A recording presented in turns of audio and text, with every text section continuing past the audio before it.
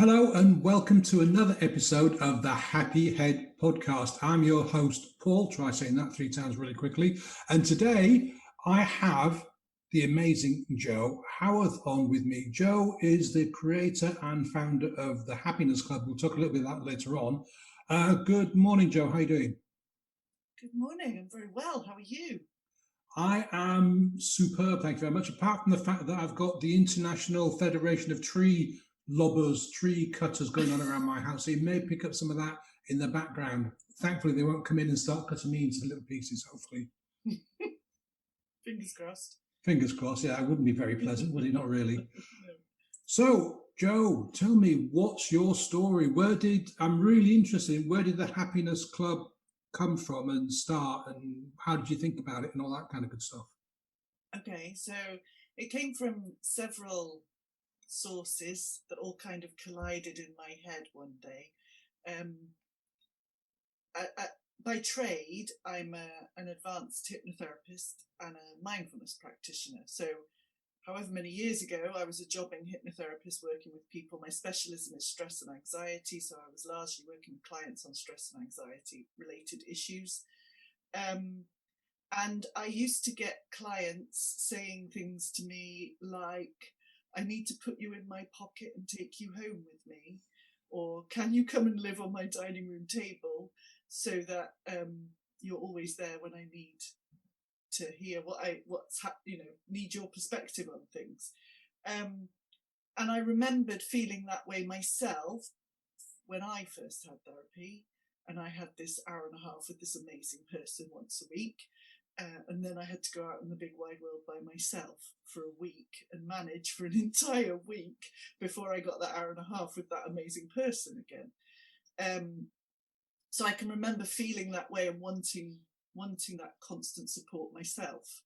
And then, so I had that with my one-to-one clients. Then I was also getting inquiries. I was part of a national networking organisation at the time, and I was getting inquiries from people in Scotland, and I live in Liverpool, and I was getting inquiries from people in Brighton, like hours and hours, hundreds of miles away from where I lived. Now, if you know me at all, Paul, anyone that knows me will know that I am not a technical person. And 7 or 8 years ago, which is when this was, I was even less technical than I am now. So I couldn't, at the time, the idea of doing an online session with someone was just beyond me. I couldn't see how hypnotherapy in particular would work via Zoom, for instance. I do it all the time now, but I couldn't see it at the time. So I was getting inquiries from people all over the place. And then from a business perspective, I was networking with a lot of people that did network marketing, that had something that gave them a residual income, that was there every month. Mm-hmm. And obviously you'll know this as a jobbing therapist. It can be very feast and famine. You can have 16,000 clients one month and absolutely none the next. So that's a slight exaggeration on both sides, but you know what I know, good 116,000 clients in a year, let alone a month. I know, imagine that. So all of these things were sort of permeating in my head, going around my brain. I was trying to find a solution for all of them. And it all kind of, as I say, collided in my head one day. One evening, I was sat watching TV with my husband, having a cup of tea, and it kind of all just met in the middle of my brain. And I sat up bolt upright and said, oh my God, it's a club. Oh my word, it's a club. It's online. I can do it with email and Facebook and all that clever stuff that I already know how to use. And it will give people daily support. So my one-to-one clients can use it because it'll give them access to me between our sessions, and they'll have a little bit of me every day, which is ace, which is what they're asking me for. It means I can help people 3,000 miles away on a daily basis. It means I can help people who need therapy or want therapy and can't afford to have therapy sessions because it'll be affordable, and it gives me it gives me the ability to grow that residual income. So it answered absolutely every single one of those issues, if you like, that I was trying to work a solution out for. So that's why the Happiness Club came into existence, to answer all of those things. And you already had a kind of client base ready to sort of walk straight into the doors as well, I guess. Yeah, so it started off very much on the day we opened. We opened our doors on the 1st of April 2015, and we had 7 members, and they were all one-to-one clients of mine. And over the first 6 months or so, pretty much most of the members were one-to-one clients. And then it gradually, with the networking, gradually started to become people who weren't one-to-one clients, who didn't want to have, a lot of the members don't want to have full-blown therapy. They don't feel like they need to have full-blown therapy sessions, or they're not quite in the right place to be having therapy yet.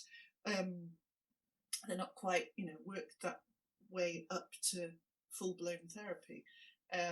So it works on so many different levels which I didn't even really realise at the time when I started it, but it reveals more levels almost every day, bless it. How long have you been an advanced hypnotherapist, or a hypnotherapist per se? So that's a really good question. All the years kind of blur into one. I qualified in 2013. How long ago is that? 8 years. 8 years. Yeah. There you go. But I had hypnotherapy myself in my 20s, which was, like a couple of weeks ago. Of course, absolutely. Obviously. Yeah. So I'd had hypnotherapy myself on and off for, my goodness, nearly 15 years before I trained in it. So I understood how it worked, and I had been using mindfulness before I trained in it on a bit of an ad hoc basis. I trained in the 2 things at around the same time. So yeah, they'd both been a part of my life, a very, very large part of my life, for a long time before I trained in them. So you were having hypnotherapy for quite a long time. Was that for one specific challenge, or did you just enjoy it so much you used to go every week and just say, put me out and let me relax for an hour and a half? I didn't go constantly for 15 years, but I came to therapy in my mid-20s, when my life basically collapsed in on itself. And up until the point that I went for therapy, I was a total skeptic about having counselling or therapy, or why would you need that, and what on earth, what kind of a person are you even, and how silly are Americans because everyone has a shrink, and da-da-da. That was my opinion on therapy, that it was a load of bunkum. And that, if you couldn't pull your socks up and get on with whatever you needed to get on with, then you weren't worth the paper you were written on. That was my opinion. And then my life collapsed in various ways, all at the same time.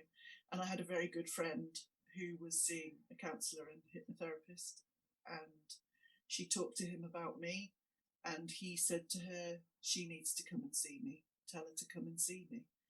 So she did, and instead of laughing in her face, I went, oh my word, yes, I think that's what I need to do, because I had no idea how to get through what I was facing. I just didn't know how to put one foot in front of the other. So I was in therapy the first time for a good couple of years on a continuous basis. I had quite a lot of stuff, shall we say, to sort out. And then over the years, I've gone, as you go through life and you experience new things, it chucks up new stuff, doesn't it? And it brings other stuff to the surface. When I had children, oh my goodness, a whole ton of childhood stuff came up for me when I had my own children. And so my first port of call by then was just to ring my therapist and say, hi, so I need to come back again. So I've had pockets of therapy then over the years as stuff's come up for me. It's my go-to now. I am a massive fan of therapy. I think everybody and anybody can benefit from. Do you think that if we lived a slightly different life, as in rather than living in kind of small pockets of family, if we go back, say, 1,000 years, all families kind of lived together in the same village? And I'm pretty certain that anybody with any kind of what we'd call therapy needs today would just sort it out amongst the family. And there'd always be like one or two or three elderly members that you could go and sit and have a chat with. And I think that's one of the big things that we've lost as we've progressed as a society around the world, is that we are very scattered from our kind of families, and we don't have those big blocks of family around us anymore, which is why we need to go and point. Yeah, and even in terms of community, really, isn't it? We don't have that sense of community in the same way anymore, do we? Either, the wider community, it doesn't. We keep ourselves to ourselves a lot more, and we're very much more protective of our property and our space. And it is weird. We seem to be moving towards this period of like individualism, like, me too, and I have the right of this and the right of that and the right of the other. And very few people are talking about coming together as a community. We still do it. I mean, people still give to charity, and they'll, send food to food banks and that kind of thing. But as I live in a block of flats, well, a house converted into a block of flats, and I know the neighbours, but we don't get together for drinks. We don't, maybe if we're in the same corridor at the same time, we'll say hi, but that's about it. And it's just so odd. When I was married and living up in Maidstone, we lived in a small cul-de-sac with maybe a dozen houses, roughly a dozen houses. We knew people in the house opposite, were quite friendly with them, and then the house to one side. But the rest of the people in the cul-de-sac, or the close, if you like, we knew them by sight and we'd say good morning, but that was it. That was the extent of the community. And it's just so sad, because it's like an inbuilt support group around you that we just don't make use of anymore. It's sad that that's happened, that we've become so disparate. And like you said, we've become little islands. Our houses may as well be ships, floating around some endless ocean, because they never ever bump in to other ships, do they?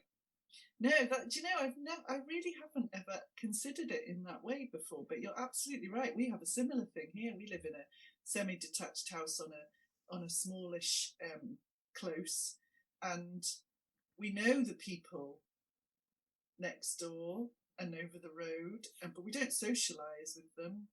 And then a few houses down, we know, those few houses, we know them to smile at, say hello to, but that's about it. But the further down the road you go, the less we know them, the less we interact with them. And yeah, I think that's a really good point, that community support is there. Although I have to say, it's funny, because I have had people who know me and know what I do, not in a professional way, in a mums from the school and friends. I have had people say to me, can you recommend a therapist that I could speak to? Can you recommend someone that can help me with this? And I say to them, well, I can help you with that. Oh, no, I couldn't talk to you. You're a friend.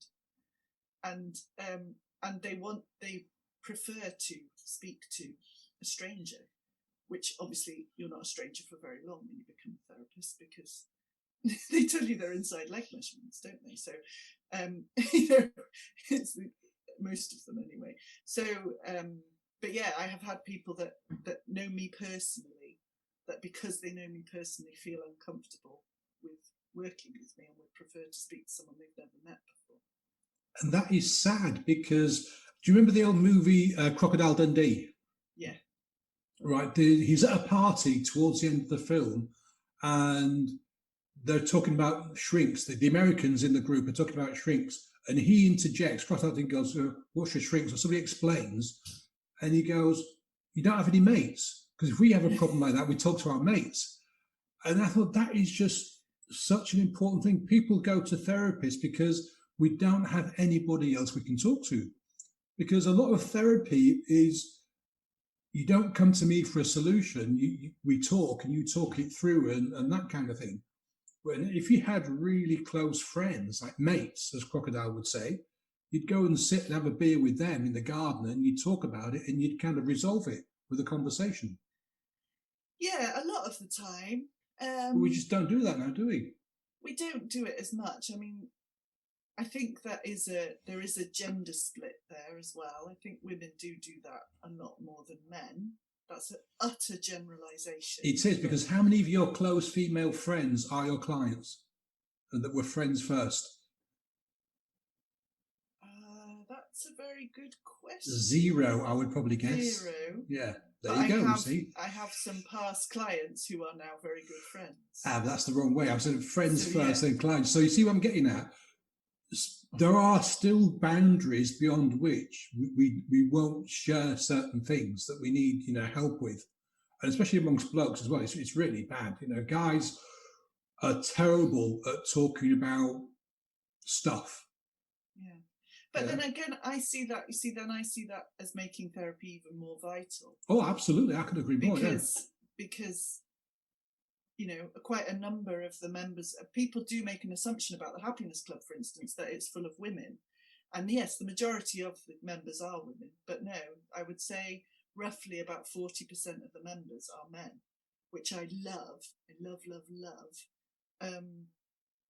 And which is one of the reasons why I've been bringing in male therapists, including your good self, to help us with the work at the Happiness Club, because I want there to be someone that they can identify with easily and feel that they can go, if they want to speak to a woman, they can, and if they want to speak to a bloke, they can.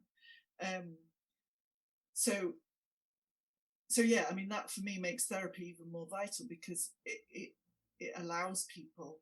And I can understand the stranger thing, the wanting to talk to a stranger, because you can utterly express whatever you need to express without fear of judgment, because friends are more likely to judge you, aren't they? Or gossip about you, or tell their other mate that you don't really know, that you wouldn't really want to know about that other thing. But so it's the confidentiality and the non-judgmental thing, I think, that attract people to therapy. Absolutely. And also, like you just said, Joe, that my problem is to do with somebody else in the neighborhood. And if you're my friend and I'm talking to you, then the chances are that even by accident, you might talk to this other person and the whole thing gets thrown into the open, which is probably a good thing. But for the person concerned, it's probably the worst thing that could possibly happen. They're going to just jump into a big hole and hide themselves. That's it. Yeah, totally. Bless them. I mean, therapy is vital, I believe, in this day and age, more than ever. I couldn't agree more, because there are so many people struggling with stuff that don't have anyone to turn to, like we've just been discussing, that they need to have people like you and I around that they can go and talk to. Definitely. So, was it the fact that you'd been through therapy and hypnotherapy yourself that led you to becoming a hypnotherapist, or was something else involved in that? Yes, mostly. Basically, when I was a grown-up, I was a corporate event manager. That was my grown-up professional job, and it was incredibly stressful, and I was incredibly anxious most of the time. I'd had anxiety for pretty much my entire life up to that point. I just didn't realise that it was anxiety. And then the grown-up job added stress into the mix.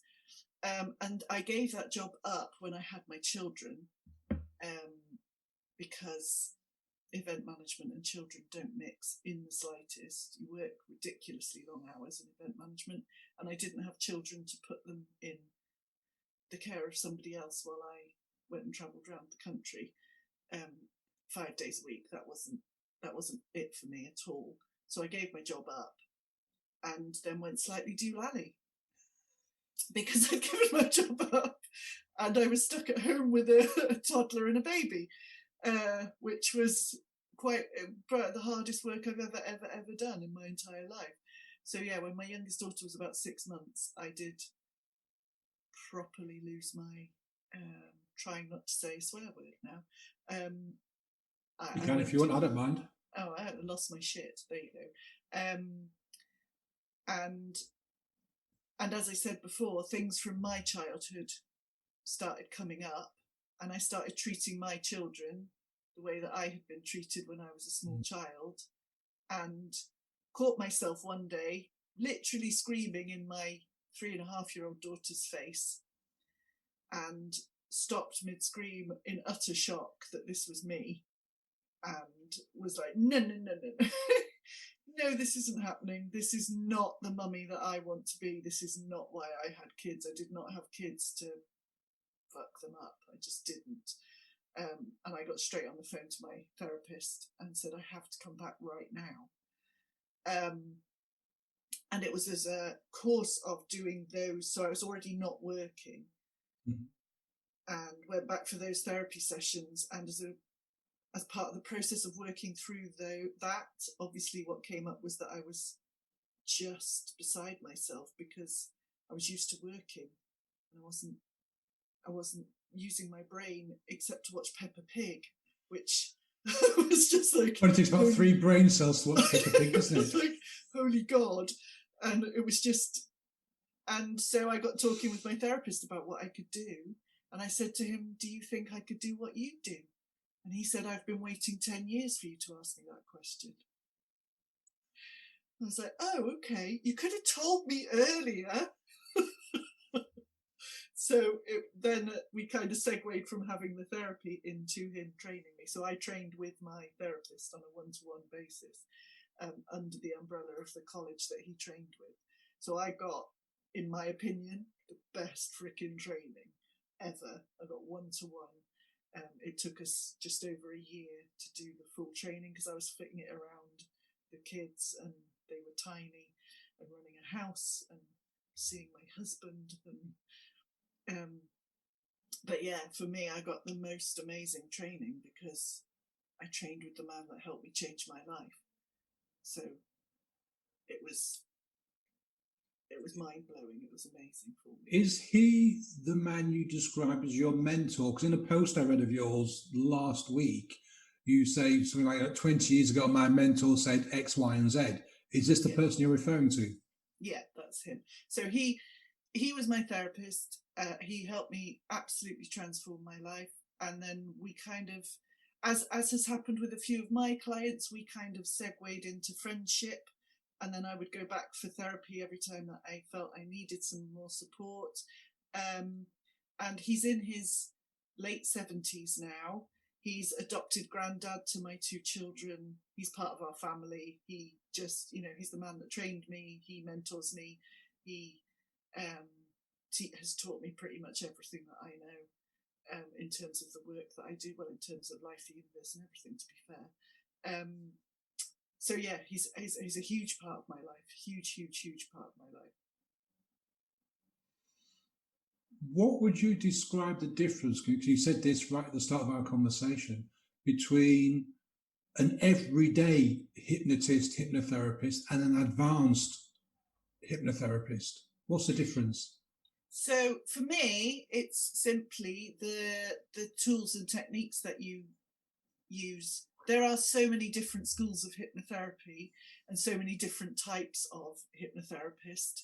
And for me, a hypnotherapist is somebody that largely uses, this is just my description, so go for it. It's fine, it's okay. But for me, a hypnotherapist is someone who will use something like suggestion therapy and maybe a bit of visualization style therapy.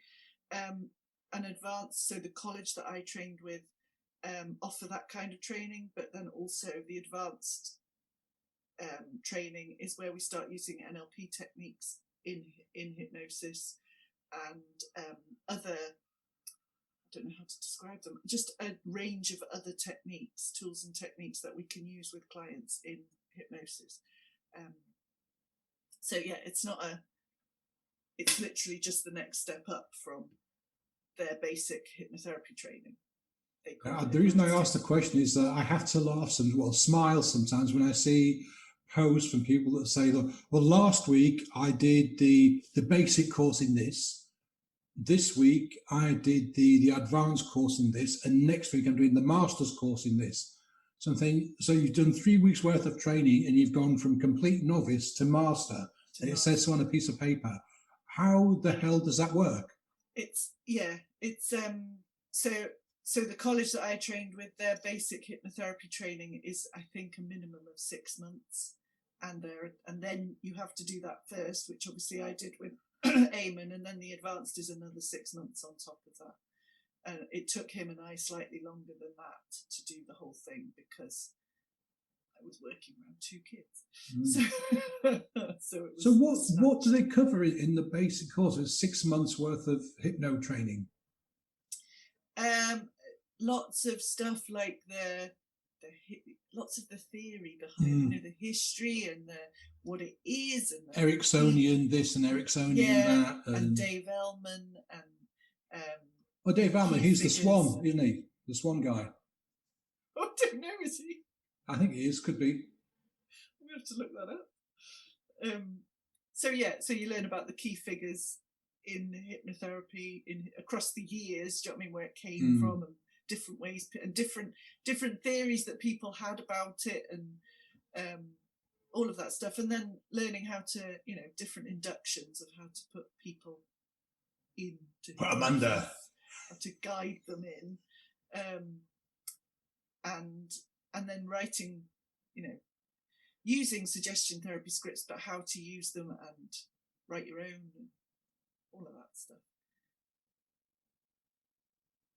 I always wondered, because I was having this conversation with a friend of mine the other day, and we're both trained in separate tool kits that didn't take half that amount of time.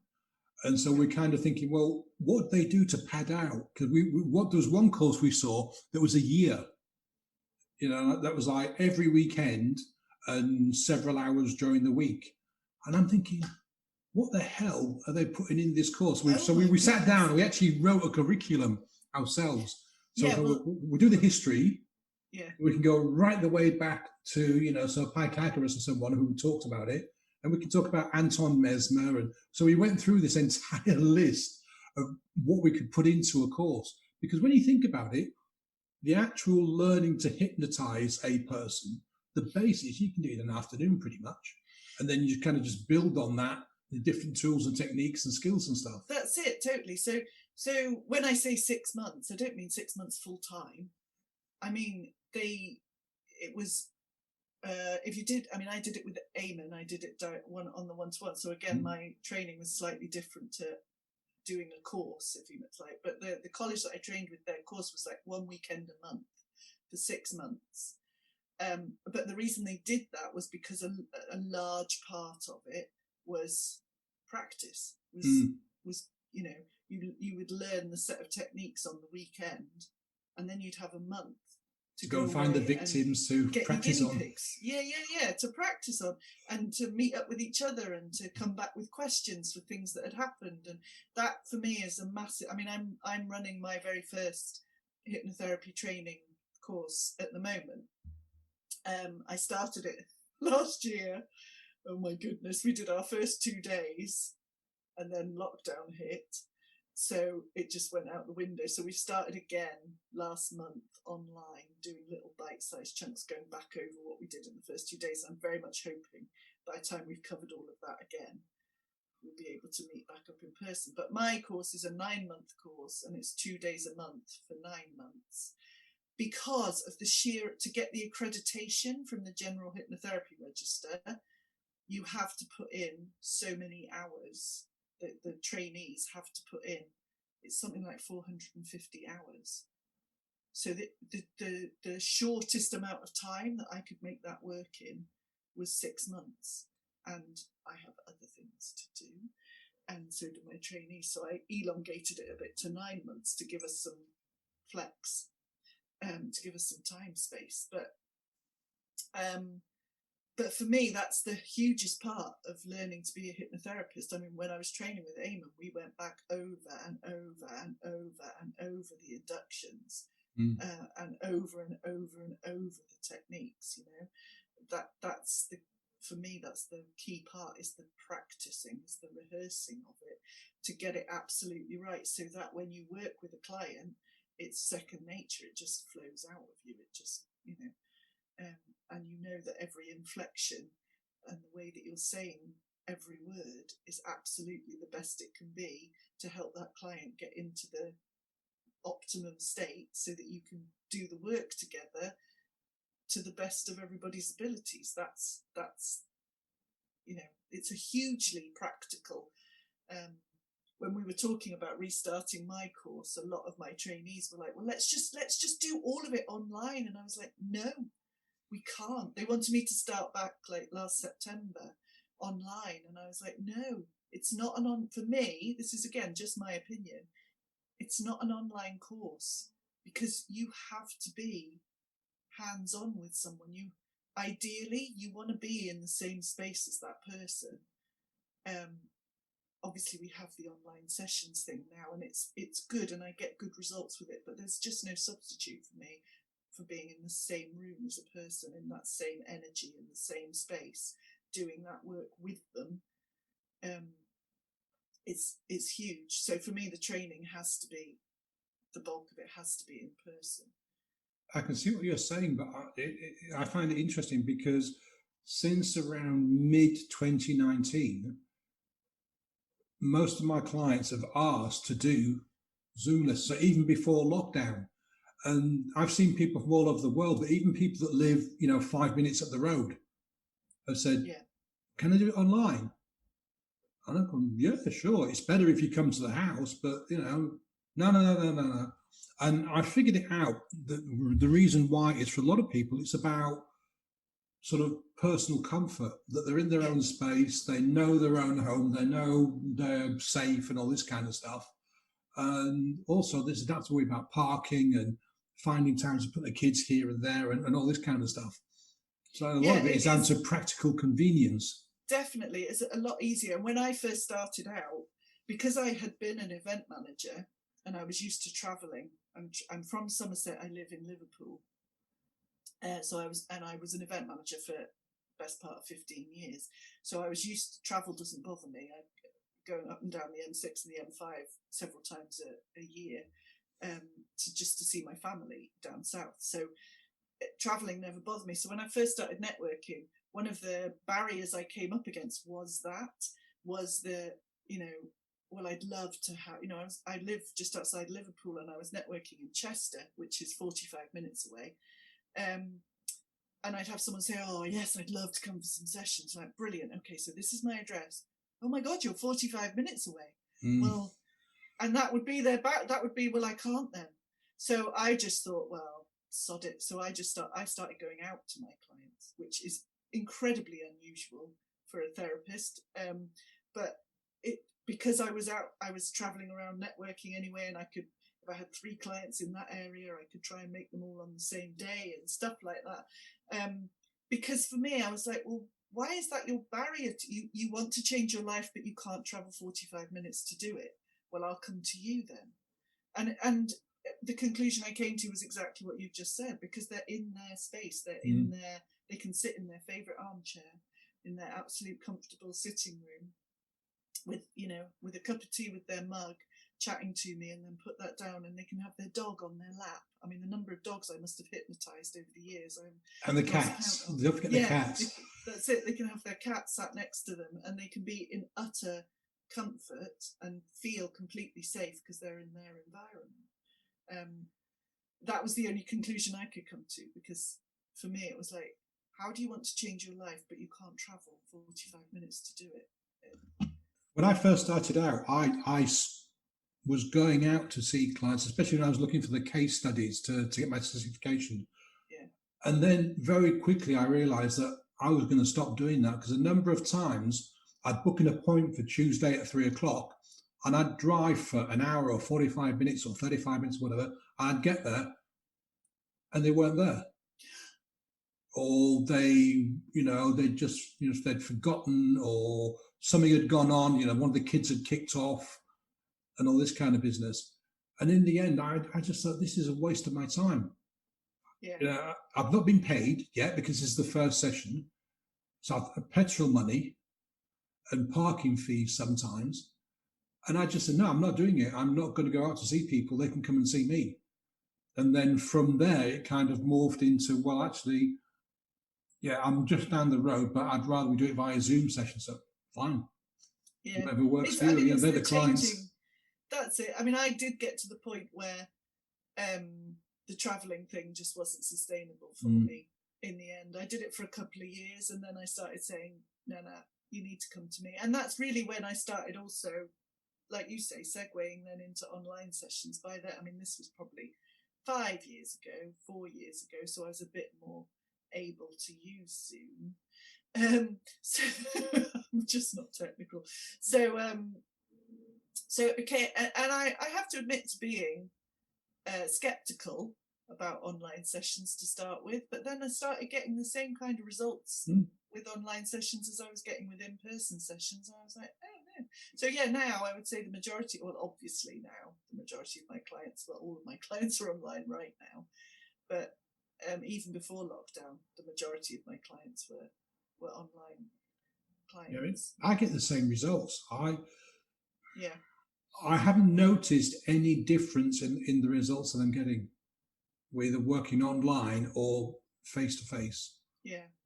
The only difficulty I come up against sometimes online is, again, it's great that they're in their environment, but kids walk in the room or the dog starts barking at the front door, and obviously there's nothing I can do my end about any of that.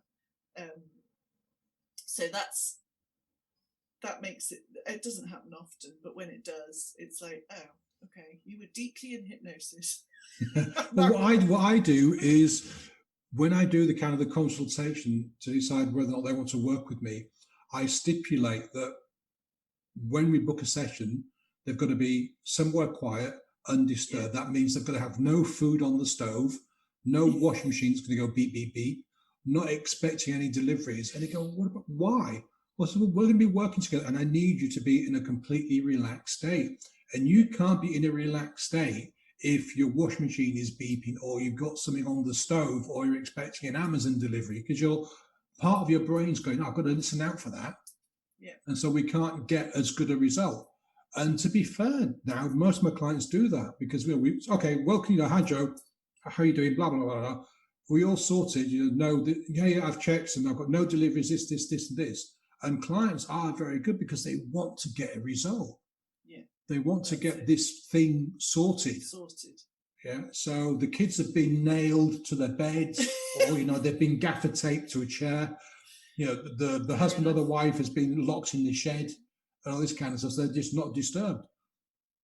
And there's only once it's happened, and that was just completely unexpected. A neighbour had a problem and banged on the door, so they went and answered that.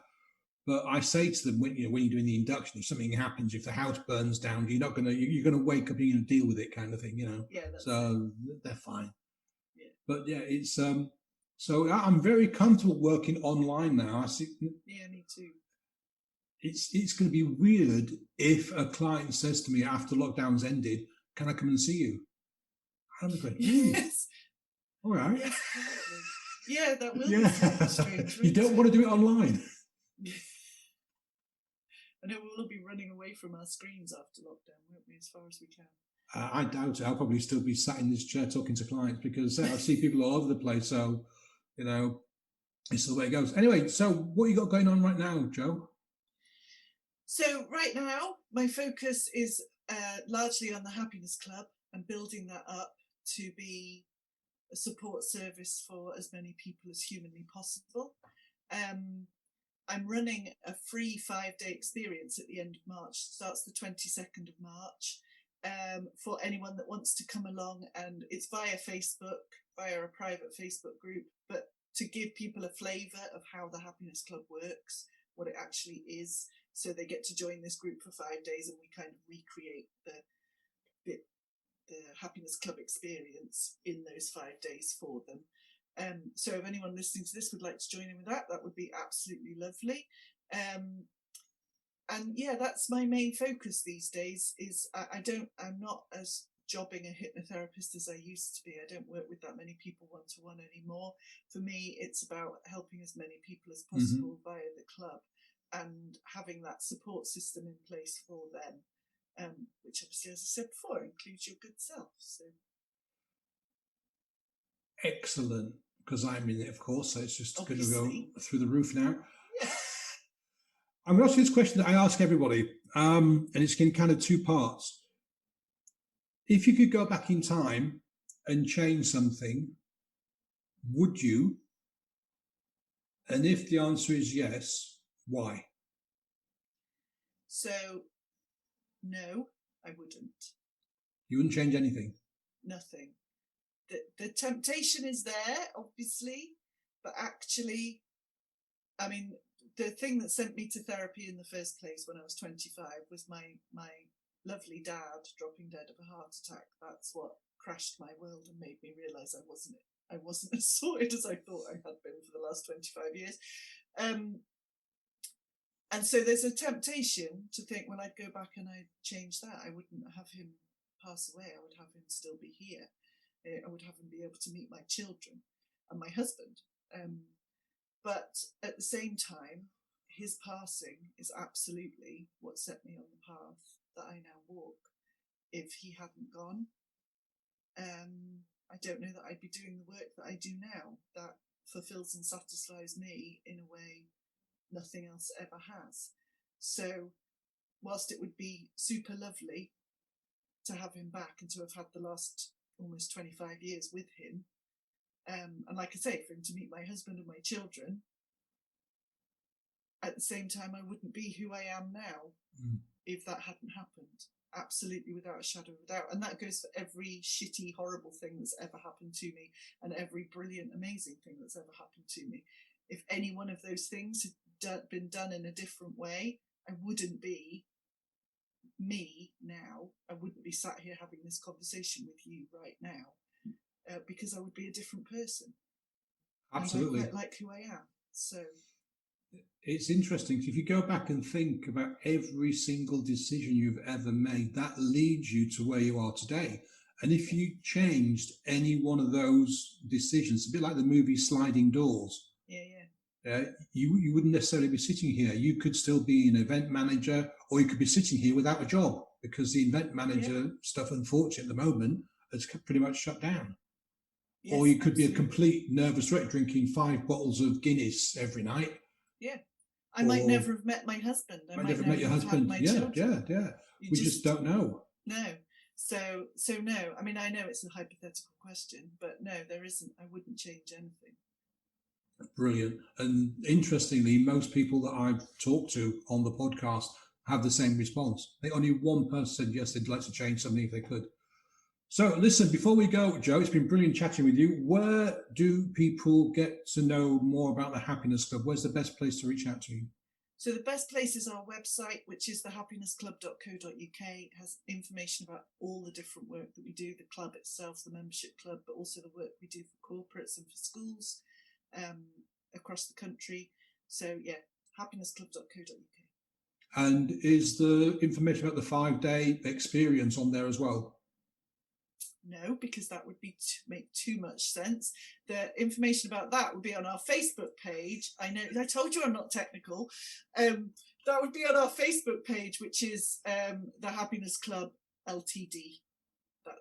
You can find us easily. It has a very large photo of me on it. So right, and I'll put the links. If you send me the links, I'll put them in the show notes as well. Perfect, thank you. It's been a pleasure, Joe, chatting with you. Thank you so much. It's gone a bit different to what I was expecting, but it's interesting anyway. Yeah, we're talking about hypnotherapy and training and all that kind of stuff. It wasn't the way I was expecting things to go, but that's the thing about these conversations that I'm having. They go off on all kinds of different tangents. It's great. I love it. Anyway, thank you so much for your time. Thank you. And I'll speak to you tomorrow morning, because that's when I'm on call in the Happiness Club. Yes, indeed. Hurrah. See you later. Bye. Bye.